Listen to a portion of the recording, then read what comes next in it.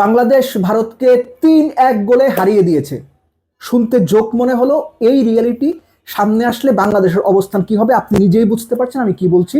যদি শ্রীলঙ্কাতে 3 ম্যাচ এবং 1 ম্যাচ ভারতে, বিশ্বকাপে গ্রুপ পর্বে বাংলাদেশের যে প্রথম 4 ম্যাচ আছে তার 3টা শ্রীলঙ্কায়, 1টা ভারতে খেলার যে প্রস্তাবনা নিয়ে আলোচনা, সেটা যদি হয়, বাংলাদেশ কি ভারতে যাবে, যাওয়া উচিত কিনা, কি মনে করেন আপনি কমেন্ট বক্সে অবশ্যই জানাবেন। এর সঙ্গে বাংলাদেশ যদি পরের পর্বে কোয়ালিফাই করে তখনকার ম্যাচগুলো কোথায় হবে? বাংলাদেশ কি তখনও ভারতে খেলবো না এই অবস্থান নেবে?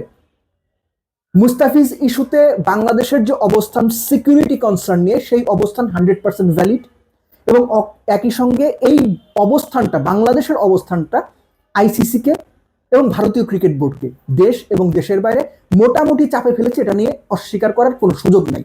এখন কথা হচ্ছে, বাংলাদেশ যে অবস্থান নিয়েছিল কোনোভাবেই ভারতে বিশ্বকাপ খেলতে যাব না, একটা ম্যাচ খেলার জন্য প্রাথমিকভাবে বিশ্বকাপে যদি বাংলাদেশ যায়, যাওয়ার সিদ্ধান্ত নেয়, আমরা কি ক্রিকেট বোর্ড এবং সরকারকে সাপোর্ট করব, নাকি এই ব্যাপারটা আমরা বলবো যে না, প্রথমবার স্ট্যান্ড নিয়েছেন সেই স্ট্যান্ডেই থাকতে হবে? আসলে কি হওয়া উচিত? বিএসটিআই অনুমোদিত দেশের প্রথম electrolyte drinks active plus, be hydrated, stay active.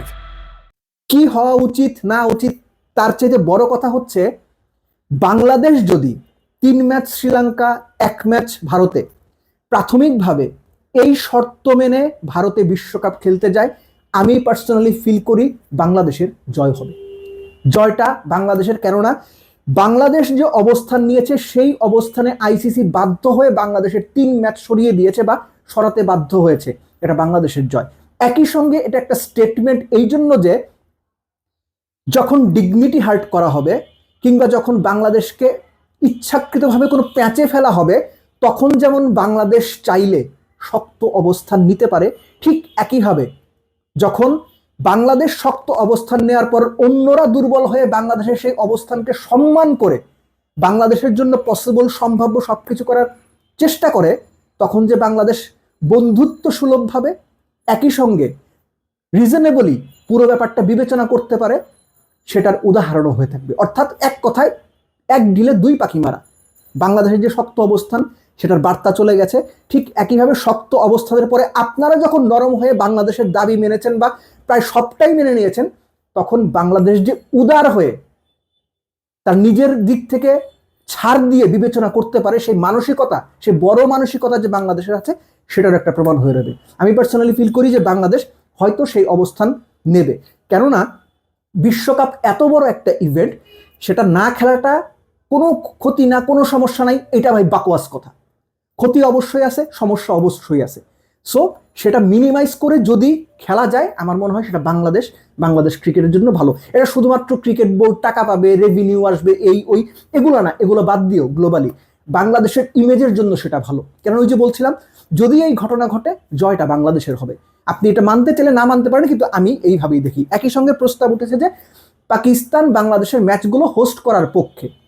মনে পড়ে যাচ্ছে 30 বছর আগে 1996 বিশ্বকাপ, যেটা ভারত, পাকিস্তান, শ্রীলঙ্কা 3 দেশ মিলে কো হোস্ট ছিল। যদি এই ঘটনা সত্যিকার অর্থে ঘটে, আগে যা বললাম সেরকম কোনো কিছু যদি না ঘটে, যে শ্রীলঙ্কাতে 3 ম্যাচ, ভারতে 1 ম্যাচ, বাংলাদেশ মানলো না, কোনোভাবেই মানলো না, তাহলে পাকিস্তানে গিয়ে বাংলাদেশ ম্যাচগুলো খেলবে। আপনি নিশ্চিত থাকেন এটা হবে না, এটা হবার কোনো কারণ নাই। 2টা দেশ কো হোস্ট, থার্ড হোস্ট নেওয়া হবে, এবং সেটা পাকিস্তানের মতো দেশে বিসিসিআই সেটা মেনে নেবে, এটা আপনি বিশ্বাস করেন?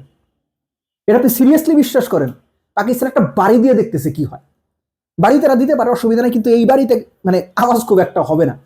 আইডিয়ালি যে প্রস্তাবটা সম্ভাব্য বা যেটা নিয়ে আলোচনা হচ্ছে, আমার মনে হয় বাংলাদেশ র্যাশনালি বিষয়টা চিন্তা করবে এবং ক্রিকেটারদের সেই সুযোগটা দেবে। কেননা ক্রিকেটাররা কিন্তু বলেছে তারা বিশ্বকাপটা খেলতে চায়। আপনি যদি ক্রিকেটারদের বিভিন্ন মন্তব্য দেখেন, আপনি সেই গ্লিমসটা পাবেন যে ক্রিকেটাররা বিশ্বকাপ খেলার পক্ষে। তবে অবশ্যই বাংলাদেশের জায়গা থেকে, অবস্থান, সুদৃঢ় অবস্থান থেকে অনেক বেশি ছাড় দিয়ে না, কিছু ছাড় অবশ্যই দেওয়া যায়। এর আগে একটা আলোচনা আমি বলেছিলাম যে নেগোসিয়েশন মানেই হচ্ছে কেউ একটু বেশি ছাড় দেবে, কেউ একটু কম ছাড় দেবে, কেউ একটু বেশি লাভ করবে, কেউ একটু কম লাভ করবে, তাতেই একটা জায়গাতে আসা যায় যে 2 পক্ষ মিলেই উইন উইন সিচুয়েশন। কিন্তু নেগোসিয়েশন করতে গিয়ে যদি 0 পয়েন্ট থেকে আপনি পয়েন্ট অফ নো রিটার্নে চলে আসেন, তাহলে সমস্যা, যেটা ভবিষ্যতের জন্য বাজে রেফারেন্স হয়ে থাকে। আশা করব বাংলাদেশ টিম বা বাংলাদেশ ক্রিকেট বোর্ড বা বাংলাদেশ সরকারের কাছে যদি যৌক্তিক প্রস্তাব আসে, যেটা বাংলাদেশকে আপার হ্যান্ডে রাখবে এবং একই সঙ্গে বাংলাদেশের ডিগনিটিকে সমুন্নত রাখবে এবং একই সঙ্গে বাংলাদেশ যে স্ট্রং অবস্থানের এগেনস্টে উদারভাবে চিন্তা করতে পারে সেই উদাহরণও রাখবে, এরকম পরিস্থিতি তৈরি হয়, যেটা আমি আগেই আলোচনা করেছি, তাহলে বাংলাদেশের অবশ্যই পুরো ব্যাপারটা পজিটিভলি দেখা উচিত। তারপরেও যদি কোনোভাবে না মানা যায়, না মানা সম্ভব হয়, তাহলে বাংলাদেশ বিশ্বকাপ খেলবে না, দ্যাট ইজ কনফার্ম। কিন্তু যদি সুযোগ থাকে একটু ছাড় দিয়ে, একটু র্যাশনাল হয়ে বাংলাদেশ যদি বিবেচনা করে, আমার মনে হয় যে এই সুযোগটা বাংলাদেশকে অবশ্যই আপার হ্যান্ডে রাখবে।